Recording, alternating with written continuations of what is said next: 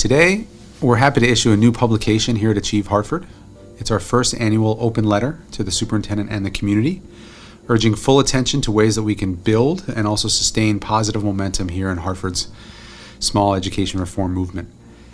There's been so much that's been accomplished in the last 8 years in Hartford, really. It's been pretty incredible to see all the changes. But I think everyone knows that so much more is needed. Really, the work of school improvement is far from complete. We know it, the community knows it, our education and government leaders absolutely know it. And if there's one thing we've learned in the last 6 years that we've been around, it's that what's going to define progress going forward and allow us to actually see the job through as a city is going to be a whole new level of collaboration, and collaboration around key items. So with that goal in mind, we've come up with 4 priorities that we think the whole community can rally around. And that if we can collaborate on these 4 issues, we think we can make great progress for kids.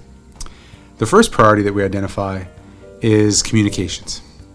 We've released a publication on this already, but this gets into more of not just what the school district and leaders can do, but also what the community can do to make the lines of communications much more open between every stakeholder and the school district. The second priority is trusting relationships.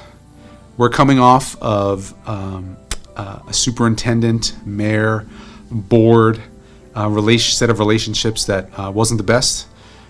Folks know about it, well documented in the newspaper, and we've got to move past that in a way that really prioritizes relationships to a whole new level. But relationships go well beyond that. Right? We're also talking about relationships deep into the community. So for the superintendent to have a great relationship with a local CEO is great. She's also going to have a much stronger relationship with her nonprofit partners and with those who are in the community on the ground who can provide her critical information and insight as to how to move things forward in Hartford. Right?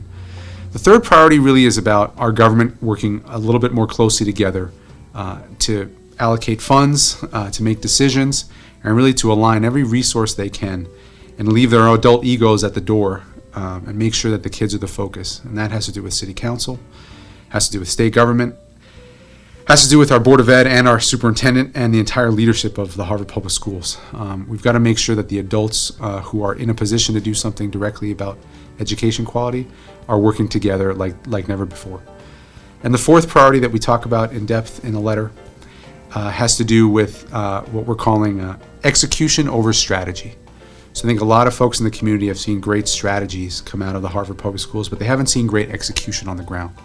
Right? There's a number of schools that have had great designs, but the designs haven't played out. And I think there's a role for everyone to play in calling out what great execution and great implementation looks like, and it needs to be the focus for everybody. There's a lot more to say about these 4 priorities, and I invite you to read the letter. We're hoping that you'll identify some of your own priorities, that you'll provide feedback to us, and that we can enter into a dialogue about how to move Hartford's reform forward. And we're hoping this is a place to start. On behalf of the staff at Achieve Hartford and my board of directors, we thank you for listening and for reading, hopefully, and we look forward to engaging you much more so in the year to come. Thank you.